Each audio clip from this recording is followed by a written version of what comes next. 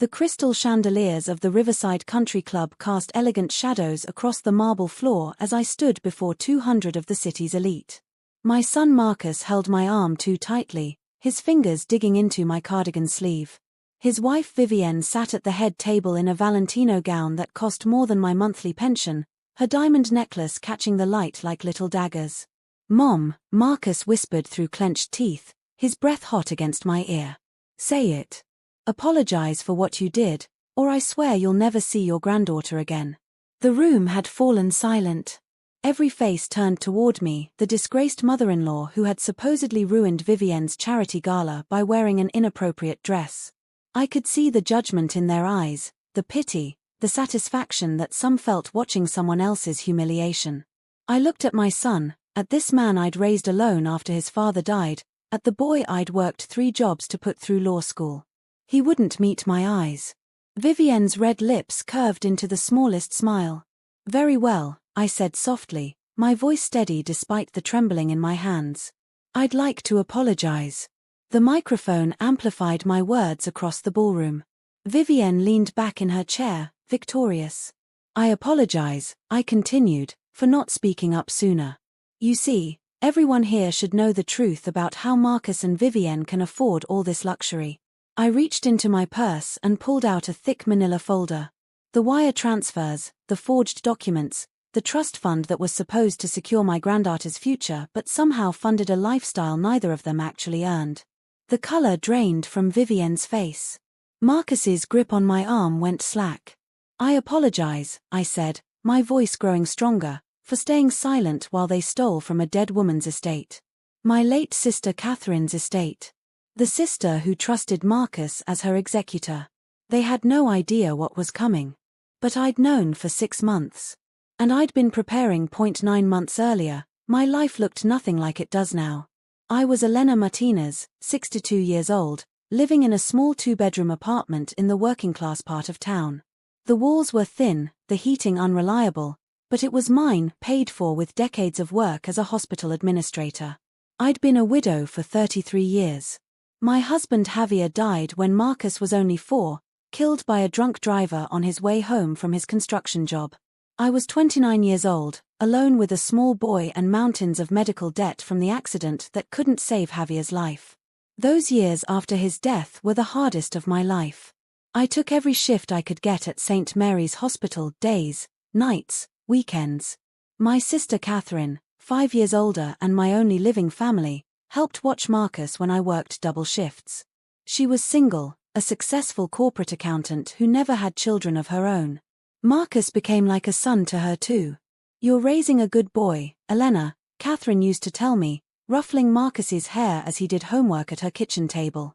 "He's going to make us all proud." And he did, for a while. Marcus excelled in school, earned a scholarship to State University, then got into law school. I was so proud I cried at his graduation. Catherine and I sat together in the auditorium, beaming as he crossed the stage. "You did it," Catherine whispered, squeezing my hand. "Look at him. A lawyer. All because of your sacrifices." What Catherine didn't say out loud was what we both knew. I'd depleted my retirement savings to cover what scholarships didn't. I'd never take a vacation, never retire early, never own a home. But my son would have opportunities one never had. Then Marcus met Vivienne Ashford at a corporate law conference. She was a partner's daughter at a prestigious firm, Old Money, country club membership, a trust fund that could buy a small island. They married within a year, in a wedding that cost more than I'd earned in 5 years. I wore a dress from Macy's clearance rack and smiled for photos, feeling like a stranger at my own son's celebration. The distance started small. Missed Sunday dinners. Forgotten phone calls. Marcus was busy, he explained.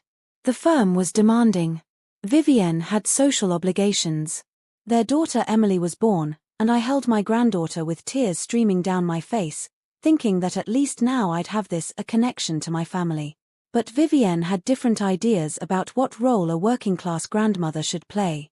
"We've decided Emily will call you Elena," Vivienne informed me at the hospital, adjusting her designer maternity loungewear. "It's confusing to have multiple grandparent names, and my mother prefers grandmother. It's more elegant." I swallowed my hurt. Of course. Whatever works for the family. Catherine saw through my brave face.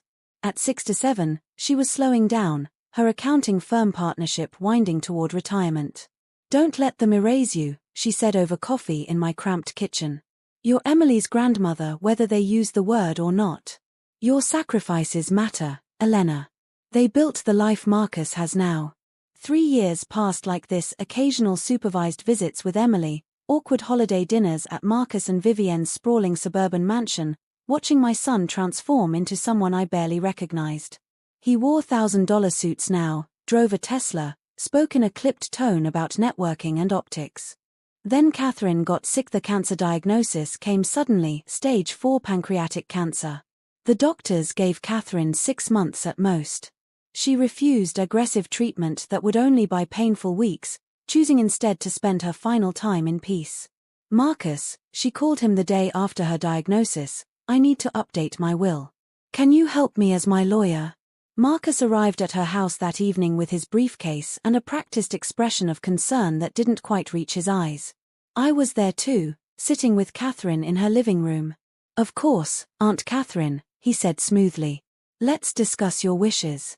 Catherine's estate was substantial. A lifetime of careful saving and wise investments had left her with nearly $800,000 in assets. Her home was paid off, her retirement accounts untouched because her pension covered her needs.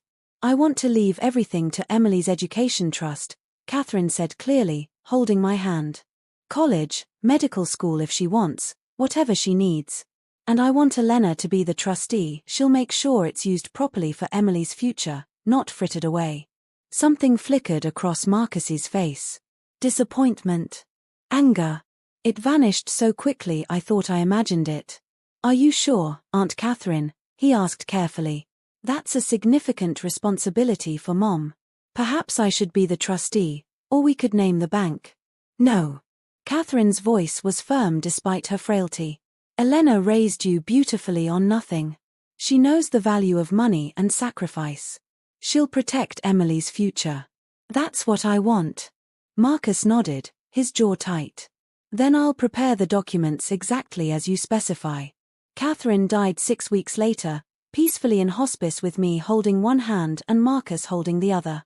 At her funeral, I wept for my sister, my last connection to my own family, the woman who'd helped me survive the hardest years of my life. Marcus delivered the eulogy beautifully, speaking of Catherine's generosity and wisdom. Vivienne sat in the front pew looking appropriately somber in head-to-toe Chanel black. 2 weeks after the funeral, Marcus called me for coffee. We met at a Starbucks near his office, his choice, not somewhere comfortable or private. Mom, he said, sliding a manila envelope across the table, Catherine's will has been probated. As executor, I've handled everything. He paused, stirring his coffee slowly. There's been an unexpected issue with the estate.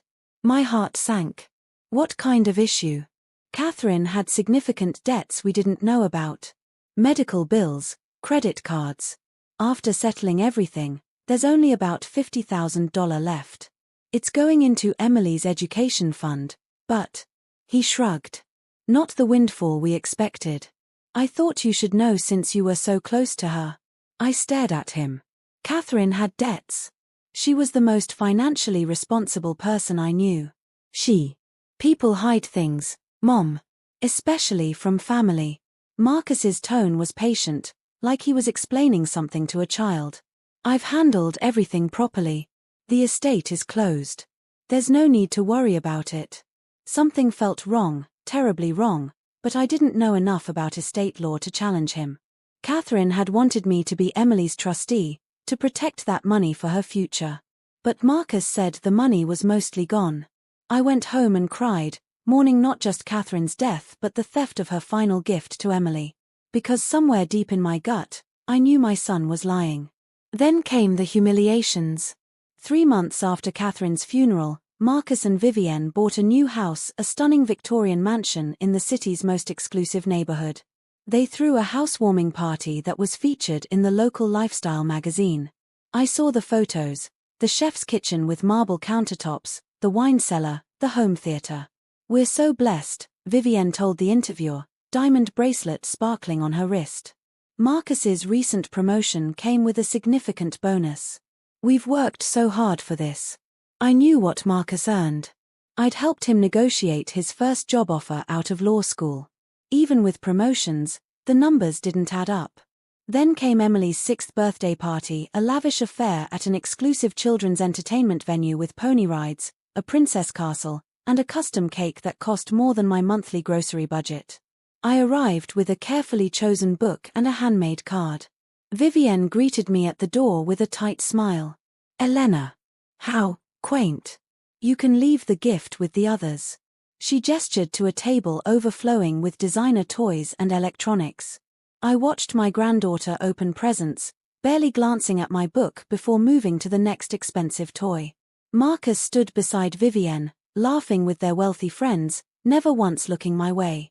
At Christmas, they invited me for dinner, but only after Vivienne's family celebration, as an afterthought. I sat at the far end of the table while conversations swirled around luxury vacations and investment properties. Elena, you're so quiet, Vivienne said, her voice dripping with false concern. I suppose all this talk of European travel is over your head. You've never been abroad, have you? The table fell silent. Marcus looked at his plate. No, I said quietly. I used my money for other things. Like raising my son. Vivienne's laugh was light and cutting. Well, we all make our choices, don't we? I drove home that night in my 20-year-old Honda, tears blurring the road. My son had become someone I didn't recognize. And I was being erased from my own granddaughter's life, pushed aside because I wasn't wealthy enough, sophisticated enough, useful enough. The final insult came 2 months later, the charity gala incident that would force me to apologize in front of 200 people. Vivienne was co-chairing a fundraiser for the Riverside Country Club scholarship program. Marcus called to tell me I was invited. Vivienne wanted to include you, Mom, he said. She thinks it's important that Emily sees family togetherness. I should have known better. Should have recognized the trap. But I was so hungry for inclusion, so desperate to be part of my son's life again, that I said yes. I spent money I didn't have on a dress, a simple black cocktail dress from Nordstrom Rack, nothing fancy but appropriate. I had my hair done. I wanted to make them proud, to fit into their world just once. The moment I arrived at the gala, Vivienne's face went cold. Elena, she said, voice sharp enough to cut glass. What are you wearing? I looked down at my dress, confused. It's a cocktail dress. The invitation said. It's black. Vivienne's voice rose. My gown is black. Everyone at the committee table is wearing black, it's our signature. You look like you're trying to be part of the host committee when you're just a guest. It's embarrassing. It's attention-seeking. It's... Other guests were turning to look. Marcus appeared at Vivienne's elbow, his face flushed. Mom, come on, he muttered, taking my arm. We need to talk privately. But Vivienne wasn't done. No, Marcus. She needs to understand boundaries. Coming here, dressed like this, as if she has any right to present herself as part of this family's social circle. I felt something crack inside my chest. The humiliation, the mockery, the steady erosion of my dignity over 3 years, it all came flooding up my throat. I'll leave, I whispered. You'll do more than that, Vivienne said, her eyes glittering. You'll apologize. Publicly. At the microphone. You'll apologize for trying to upstage me at my own event, and for your persistent lack of understanding about what's appropriate in our social sphere. Then you'll leave. And maybe, we'll still allow you supervised visits with Emily. Marcus said nothing. My son, who I'd sacrificed everything for, stood silent while his wife demanded I humiliate myself or lose my granddaughter. Fine, I heard myself say. I'll apologize. I went home that night shaking with rage and grief. And in the darkness of my apartment, I finally let myself acknowledge the terrible truth I'd been avoiding for 6 months. My son had stolen Catherine's estate. The new house, the luxury lifestyle, Emily's lavish parties, it was all bought with money meant for my granddaughter's future. They thought I was too stupid, too unsophisticated to figure it out. They thought they could hide behind legal documents and my own financial ignorance. They were wrong. The next morning, I called Catherine's former law firm. The senior partner, Robert Chen, had known Catherine for 30 years. "Mr. Chen," I said, my voice steady despite my pounding heart, "I need to understand something about Catherine's estate. As her sister, do I have the right to request documentation?" There was a pause. "Mrs. Martinez, Marcus handled Catherine's estate as executor. Unless you suspect misconduct." "I do," I interrupted. "I suspect my son embezzled from his aunt's estate. And I need to prove it." Another pause, longer this time. "That's a serious accusation. Do you have any evidence?"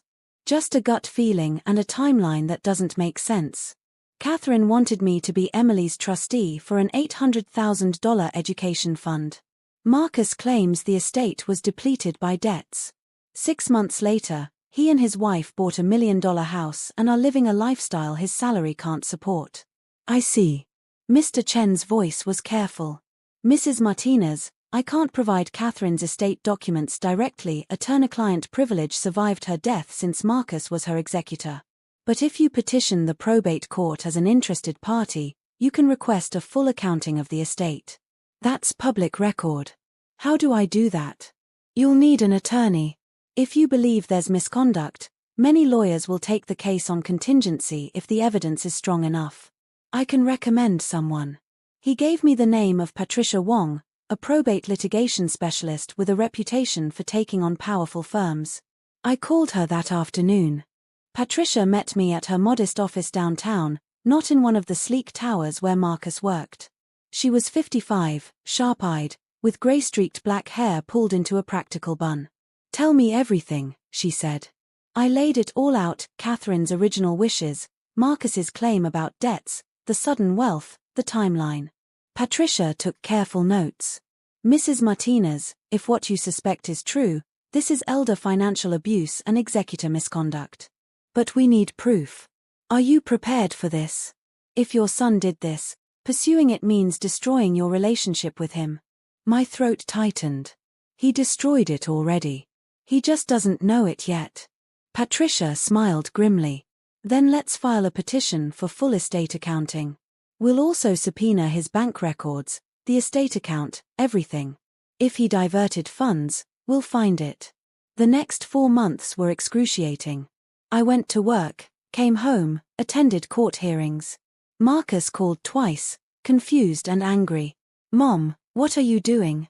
Why did I get served with legal papers?" "I want to understand what happened to Catherine's estate," I said calmly. "As her sister, I have that right." "There's nothing to understand. I explained everything." "Then the accounting will prove that, won't it?" He hung up. Vivienne sent me a text: "You've crossed a line. Don't bother coming to Emily's spring recital." I went to court hearings alone. Marcus attended with 2 lawyers from his firm, both of them radiating expensive hostility. The judge ordered full disclosure of all estate documents and Marcus's bank records for the period following Catherine's death. Patricia worked through the documents with forensic precision. Then, 3 months into the investigation, she called me into her office with a grim expression. "I found it," she said, spreading printouts across her desk. "Elena, it's worse than we thought." The documents told a damning story. Catherine's estate had been worth $847,000. There were no significant debts, a few $1,000s in final medical bills, nothing more. Marcus had systematically siphoned the money through a series of transfers made to look like legitimate estate expenses. $150,000 went to estate maintenance, supposedly upkeep on Catherine's house before sale. But the actual maintenance cost $8,000. The rest went into a shell LLC that Marcus controlled. $250,000 went to legal fees and executor compensation. Standard executor fees would have been around $25,000. The rest vanished into the same LLC.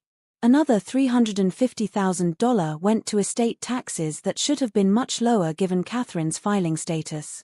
In total, Marcus had stolen over $700,000, leaving just $47,000 in the education trust he'd claimed was all that remained. "The LLC bought their house," Patricia said, pointing to property records. 3 weeks after Catherine's death, he created this company, funneled the estate money into it, and used it to purchase the Victorian mansion. Then he dissolved the LLC after the purchase. It's fraud, Elena. Clear, documented fraud.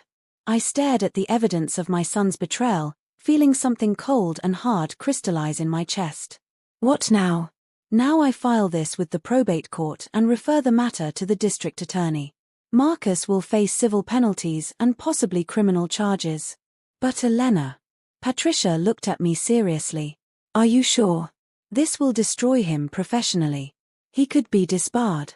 He might go to prison. I thought about Catherine, dying peacefully believing her money would protect Emily's future. I thought about my granddaughter, growing up in luxury bought with stolen inheritance. I thought about every humiliation, every dismissal, every time Vivienne had made me feel worthless while wearing jewelry purchased with money that should have been Emily's. I'm sure, I said. File everything. Patricia filed the motion for civil proceedings and sent copies to the State Bar and the District Attorney's office. Marcus's law firm was copied on all filings, mandatory notification since he was employed there. The fallout began within 24 hours. Marcus's firm suspended him pending investigation. Vivienne called me 12 times, her voicemails escalating from furious to panicked. Marcus himself appeared at my apartment door one evening, looking haggard. Mom, please, he said, his voice breaking. You don't understand. Vivienne has standards. Her family expects a certain lifestyle. I needed that money to steal from your dying aunt. I cut him off. To steal your daughter's future. To buy your wife's approval with your family's money. It's not like that. Then tell me what it's like, Marcus. Explain how you forged documents. How you lied to me about Catherine's wishes. How you used my love for you to keep me quiet while you committed fraud. He had no answer. He left, and I didn't see him again for weeks. But Vivienne wasn't done with me. She called one more time, her voice venomous. You want to destroy my family? Fine. But everyone in this city will know what you are, a bitter, jealous old woman who couldn't stand seeing her son succeed. We're hosting a charity gala next month at the country club. And you're going to attend. You're going to apologize publicly for these ridiculous accusations, or I will make sure you never, ever see Emily again. I don't care about your little legal case. We have lawyers who will tie it up for years. But Emily's childhood? That's happening now. And you're missing it. The threat was clear: humiliate yourself, or lose your granddaughter. I looked at the manila folder on my kitchen table, copies of all the evidence Patricia had compiled. And I made a decision. I'll be there, I said quietly. I'll apologize. Vivienne's satisfied laugh echoed through the phone. Good. Wear something appropriate this time. The Riverside Country Club ballroom was everything Vivienne loved: ostentatious, exclusive, expensive. 200 guests in designer clothes milled around cocktail tables, champagne flowing freely. The charity gala was Vivienne's moment to shine, to cement her status among the city's elite. I arrived in the same black dress she'd humiliated me for months earlier. This time, I wore it deliberately. Marcus saw me first, his face draining of color. He crossed the room quickly, gripping my arm. Mom, what are you doing here? Vivienne invited me. She said I needed to apologize. I kept my voice mild, almost docile. Relief flickered across his face. He thought I was capitulating. Good. Just say you're sorry for the misunderstanding and leave. Please. The DA's office is already investigating. If you drop this now, maybe I can work out a settlement. I'll apologize, I said. Don't worry. Vivienne appeared, resplendent in a black Valentino gown that probably cost $10,000. Her diamond necklace caught the light. I recognized it from Catherine's jewelry collection, pieces that should have been Emily's one day. Elena, she said, her voice dripping honey for the benefit of nearby guests. How good of you to come. Marcus said you wanted to address the misunderstanding about Catherine's estate. I do, I said. Wonderful. We'll do it during announcements, before the silent auction. Let everyone hear how family disputes can be resolved with grace and maturity. Her smile was triumphant. The next hour crawled by. I accepted a glass of water from a server, declined the canapés. I watched Marcus and Vivienne work the room, all charm and sophistication. I saw them pose for photos, Vivienne's hand proprietarily on Marcus's arm. Finally, the microphone squealed as Vivienne took the stage. "Thank you all for coming tonight to support the Riverside Scholarship Fund," she began, launching into practiced remarks about philanthropy and community. Then her eyes found me in the crowd. "Before we begin the auction, I'd like to address something personal. Family matters sometimes spill into public spaces, and I believe in handling them with grace and honesty." She gestured to me. "Elena Martinez, Marcus's mother, has some words she'd like to share with us." The room turned to look at me. I felt 200 pairs of eyes, saw the curiosity and anticipation. They expected a spectacle, a bitter old woman humiliating herself. Marcus appeared at my elbow, his grip tight. "Just apologize and leave, Mom. Please." He guided me to the microphone. I stood under the chandelier light, looking at all those expectant faces. Vivienne sat at the head table, her posture relaxed, victorious. She'd won, and she knew it. I set my purse on the table and pulled out the manila folder. "I'd like to apologize," I said softly. Vivienne leaned back in her chair, satisfied. "I apologize for not speaking up sooner. You see, everyone here should know the truth about how Marcus and Vivienne can afford all this luxury." The room went very still. Marcus's grip on my arm tightened painfully. The wire transfers, the forged documents, the trust fund that was supposed to secure my granddaughter's future but somehow funded a lifestyle neither of them actually earned. I opened the folder, revealing the printed bank statements and court documents Patricia had provided. My sister Catherine died 6 months ago and left $847,000 for her great-niece Emily's education. She named me trustee because she knew I would protect it. But Marcus, as executor, told me the estate was depleted by debts. He said only $50,000 remained. Vivienne's face had gone from smug to pale. Marcus released my arm, stepping back. He lied. There were no debts. Marcus created a fake company, funneled Catherine's entire estate through it, and bought their $1 million house with stolen money. He forged estate documents. He committed fraud. All while wearing $1,000 suits, and his wife wore my dead sister's jewelry. I held up a bank statement, the numbers clear even from a distance. "I apologize for staying silent while they stole from a dead woman's estate. My late sister Catherine's estate. The sister who trusted Marcus as her executor. The woman who helped me raise him when his father died. The woman who believed in family loyalty and integrity." The room erupted in shocked murmurs. Phones came out, people were recording, photographing. This was no longer a charity gala, it was a scandal unfolding in real time. Marcus tried to speak. "That's not Mom, you don't understand." "I understand perfectly," I said, my voice stronger now, echoing through the microphone. "The district attorney understands too. He received these same documents 2 weeks ago. The State Bar Association is investigating. And everyone in this room now knows that your luxury lifestyle was built on theft from your own family." I turned to Vivienne directly. "You wanted me to apologize for wearing an inappropriate dress. I apologize for not wearing it to your arraignment." The folder fell from my hands, papers scattering across the stage like evidence at a crime scene. Bank statements, court documents, email printouts, all of it landing at Vivienne's expensive shoes. Someone in the crowd gasped. Phones continued recording. The charity gala had become the scandal of the season, and it was all being documented in real time. Marcus stood frozen, his lawyer's composure shattered. Vivienne's face had gone from pale to red, her carefully maintained image crumbling under 200 pairs of suddenly hostile eyes. "Get out," she hissed at me, but her voice shook. "Get out now." "I'm leaving," I said calmly, stepping away from the microphone. "I've said what I came to say. The evidence speaks for itself." I walked through the silent ballroom, my head high. People parted to let me pass, some looking shocked, others nodding with grim satisfaction. One elderly woman touched my arm as I passed. "About time someone stood up to them," she whispered. I reached the door as chaos erupted behind me, Vivienne's voice rising in panic, Marcus trying to explain, the gala's organizers demanding answers. Phones were buzzing as the video spread, wealthy socialites texting their friends about the scandal unfolding in real time.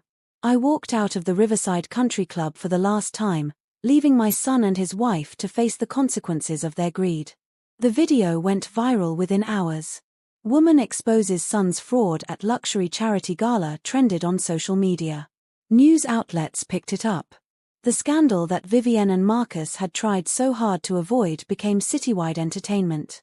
Patricia called me the next morning, her voice bright with barely suppressed excitement. Elena, the DA's office called.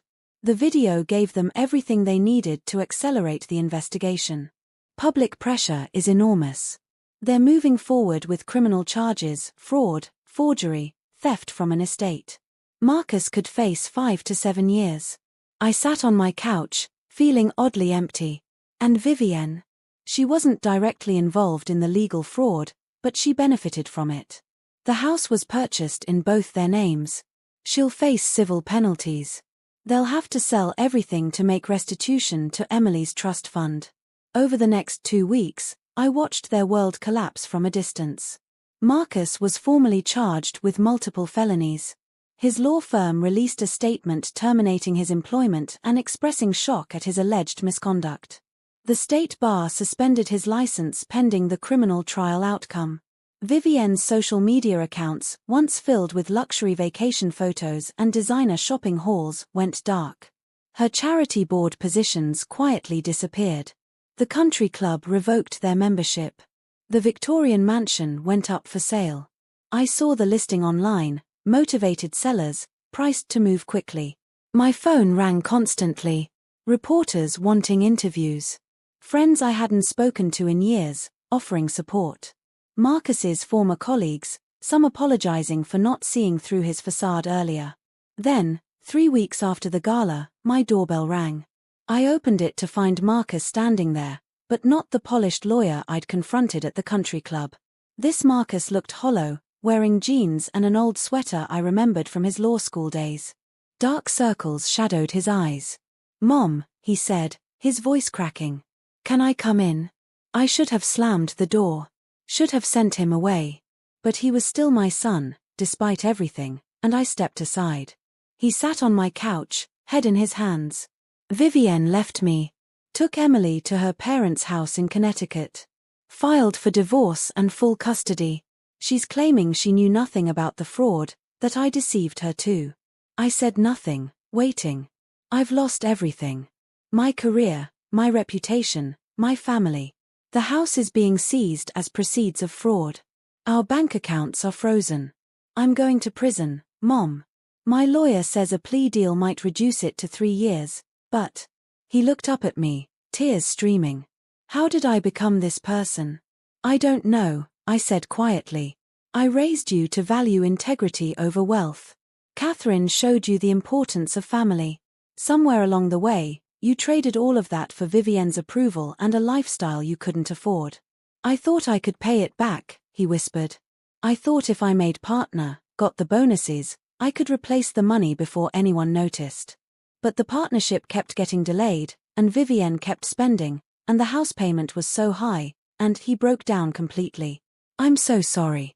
Aunt Catherine trusted me, and I betrayed her. I betrayed you. I betrayed Emily.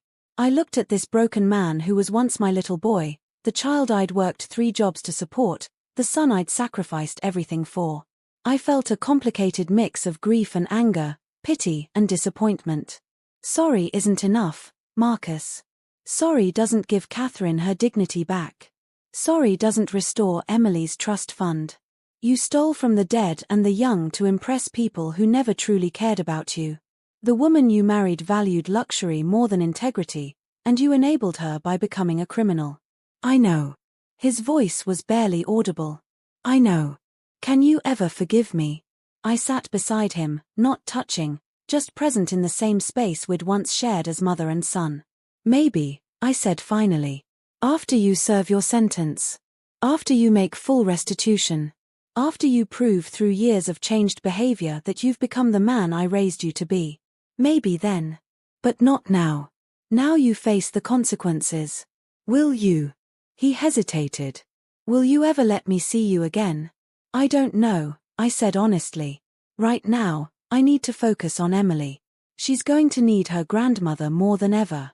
She's going to have questions about why her daddy is gone, why her life changed so dramatically. And I'm going to tell her the truth, that her father made terrible choices, but that she is loved and her future is secure because her great-aunt Catherine made sure of it. Marcus nodded, wiping his eyes. Can you tell her I'm sorry? When she's old enough to understand. I'll tell her you're taking responsibility for your actions. Whether she forgives you will be her choice, not mine. He stood to leave, looking around my small apartment, the place he used to dismiss as too cramped, too working class. It's funny, he said. This place has more integrity than anything Vivienne and I built. You live here with nothing to hide, nothing stolen. I had everything and lost it all because I wanted more than I earned. After he left, I sat in the quiet of my apartment for a long time. The vindication I'd expected to feel was muted by sadness. I'd won, but the victory tasted like ashes. My son was going to prison. My granddaughter's life was shattered. Catherine was still dead. But the money was coming back. Patricia had negotiated a deal where the proceeds from the house sale and Marcus's seized assets would be placed in the education trust with me as trustee, exactly as Catherine had wanted. Emily's future was secured. And I was free. Free from the constant humiliation, the social games, the pretense that wealth equaled worth. Free to be the grandmother Emily needed, the one who valued character over status, integrity over image. Patricia called with updates as the legal proceedings moved forward. Marcus accepted a plea deal, 3 years in minimum security prison, plus 10 years probation and full financial restitution. His law license was permanently revoked. Vivienne's divorce became final quickly once it was clear there was no money left to fight over. The house sold, the assets were liquidated. When everything settled, the education trust held $783,000, not the full amount Catherine had left, but close. Patricia waived most of her fees, taking only costs. Catherine would want her money to go to Emily, she said, not to more lawyers. 6 months after the gala, Vivienne's mother called me. Her voice was stiff, formal. Mrs. Martinez, I'm calling about Emily. The situation has been difficult for everyone. Vivienne is struggling, and Emily keeps asking for you. She doesn't understand why you stopped visiting. My heart clenched. I didn't stop.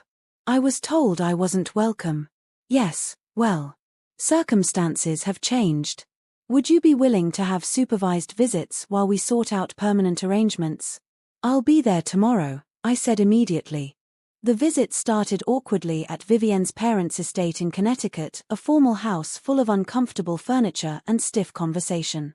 Vivienne barely acknowledged me, her former arrogance replaced by bitter silence.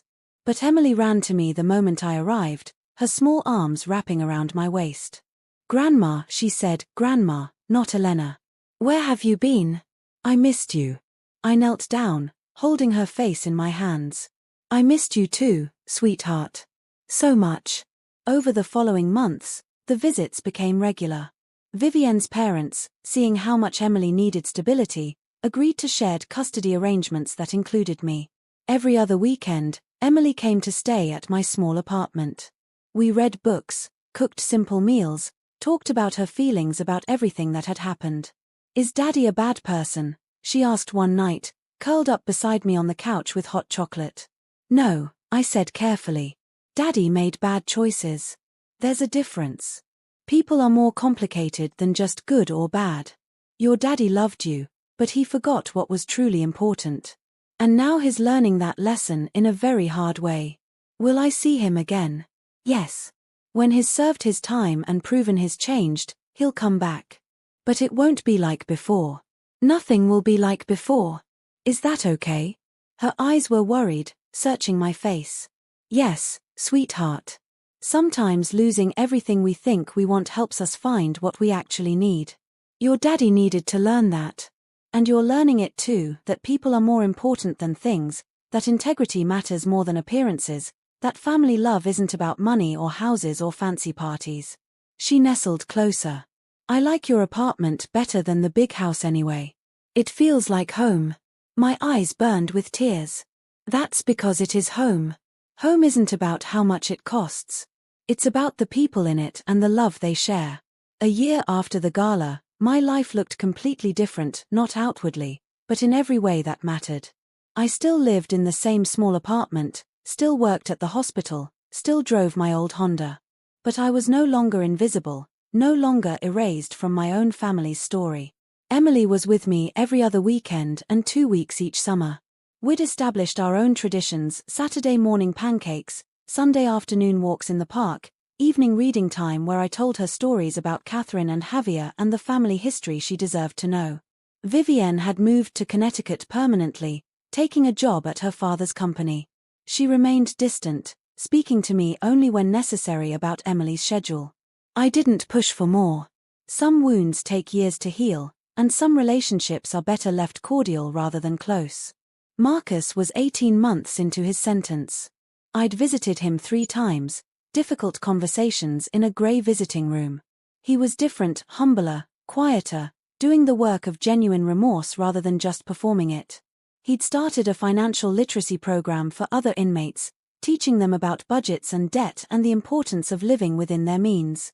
"It's ironic," he said during our last visit, a sad smile on his face. "I'm finally teaching the lessons you showed me growing up, after I threw them all away." "Better late than never," I said. "Keep doing the work. Emily will need her father back someday, but she needs him to be a man of integrity, not just a man with money." "I know. Mom, thank you." "For what?"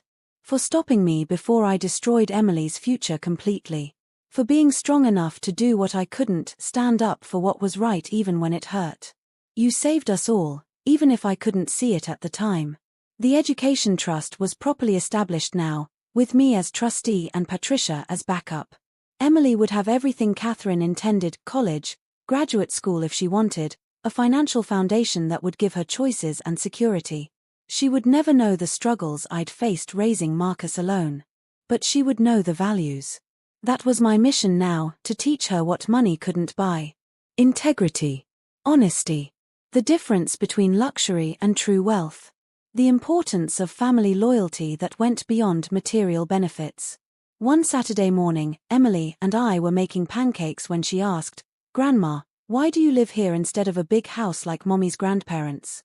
I flipped a pancake, considering my words. "Because this is what I can afford with my work, sweetheart. And it's enough. I have a comfortable home, food to eat, and the most important thing, you, spending time with me. Would a bigger house make our pancakes taste better?" She giggled. "No. Would it make our stories more interesting, or our walks in the park more fun?" "No. Then I have everything I need. Your great-aunt Catherine taught me that. She had money, but she lived simply because she knew what mattered: love, integrity, family. The money she saved wasn't for luxury. It was to give you freedom and choices. That's what real wealth is: the security to live according to your values, not impressing people who don't really know you." Emily was quiet for a moment, thoughtful in that way children can be when they're processing something important. "Mommy used to say having nice things made you important. Do you think I'm important?" I asked gently. "Yes. You're the most important person to me. And I don't have designer dresses or a fancy car. So maybe your mommy was wrong. Maybe importance comes from how we treat people, not what we own." She nodded slowly. "I think Great-Aunt Catherine was smart." She was. And she loved you very much. Everything she saved was for you, not for fancy parties or jewelry, but for your future. That's love, sweetheart. Real love isn't about impressing people. It's about sacrifice and making sure the people you care about have what they need." We ate our pancakes in comfortable silence, morning light streaming through my apartment windows. No chandelier, no marble countertops, no luxury, just a grandmother and granddaughter sharing breakfast and lessons about what truly matters. My phone rang later that afternoon. It was Robert Chen, Catherine's former colleague. "Elena, I wanted you to know something. Our firm started a scholarship in Catherine's name.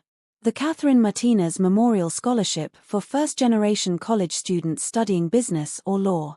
We're funding it with $25,000 annually, and we've asked other firms to contribute. She would have liked that. My eyes filled with tears.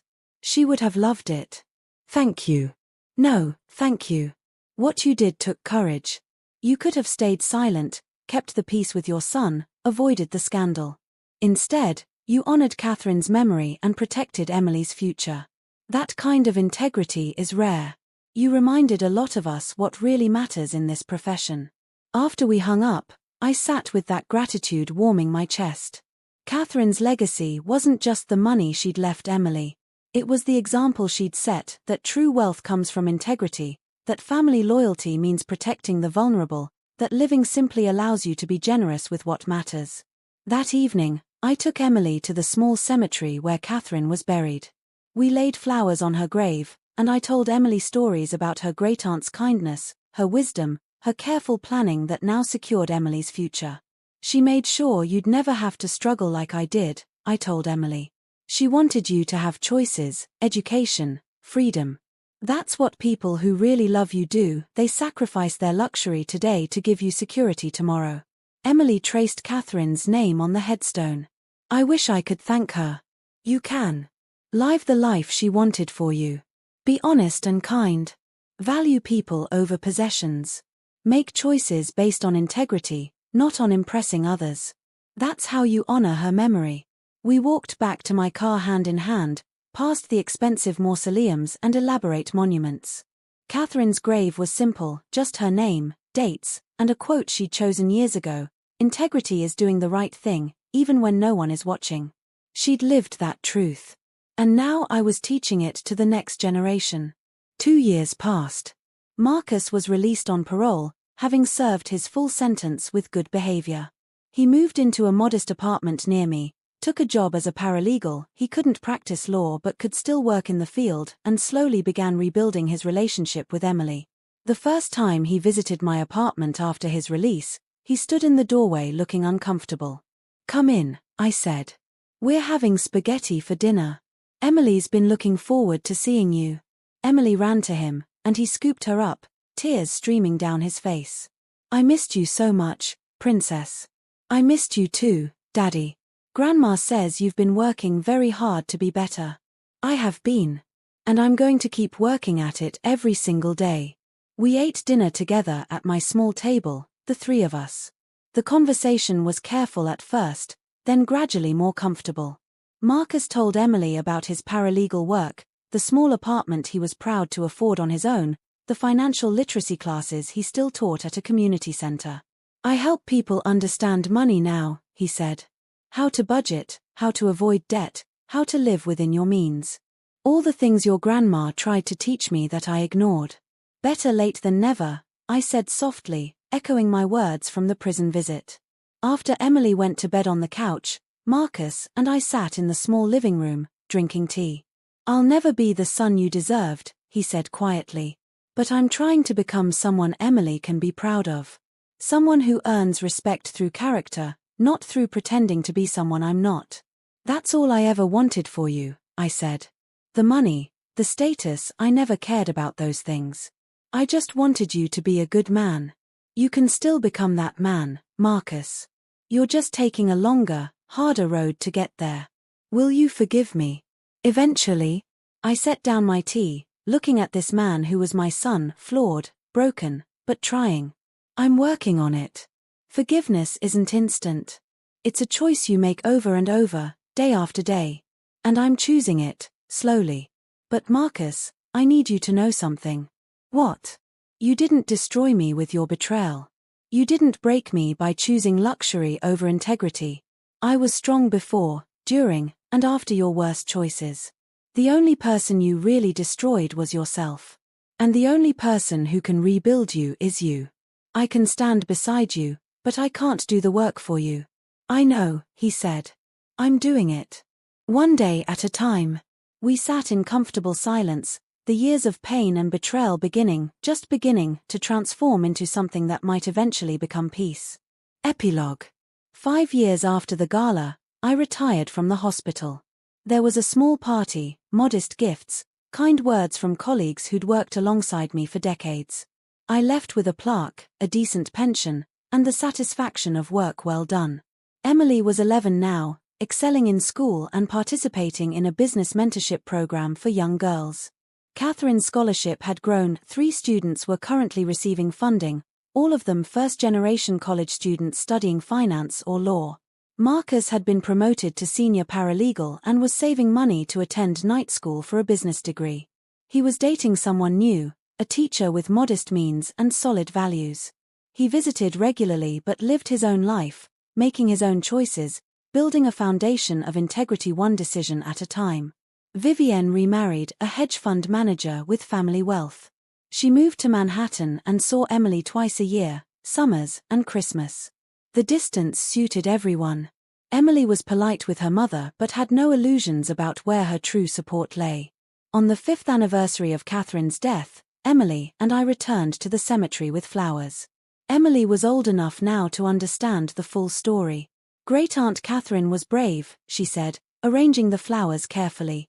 She knew Daddy might waste her money, so she tried to protect me. Yes. And when that protection was taken away, I fought to restore it. Because some things are worth fighting for. You stood up in front of all those people and told the truth, even though it was scary. It wasn't easy. But the alternative, staying silent while injustice continued, was worse. Your great-aunt taught me that. Some battles have to be fought, even when they cost you everything. Even when they cost you your relationship with your own child. Emily looked at me seriously. But Daddy's better now. And I still have you. And the money for college. So you didn't lose everything. You gained the truth. Out of the mouths of children. I hugged her tightly. You're absolutely right.